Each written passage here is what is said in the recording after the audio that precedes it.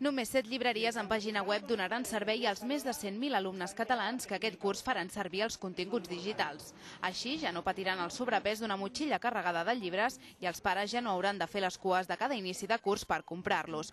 Podran adquirir-los per internet a través de la plataforma Atria. De moment, però, de les 7 llibreries que ha autoritzat el Departament d'Educació, cap d'elles forma part del gremi de llibreters. Segurament no podrem resoldre res fins a finals d'agost. Fins a finals d'agost ningú ens ha dit quan la plataforma Atria ens donarà els kits de comunicació, ens dirà com les llibreries s'han de comunicar amb ells, i ja hi ha 7 operadors que estan en condicions de vendre llibres. Per tant, els llibreters de Catalunya han perdut absolutament la campanya de text d'aquest any. La Conselleria d'Ensenyament diu que no s'ha afavorit ningú.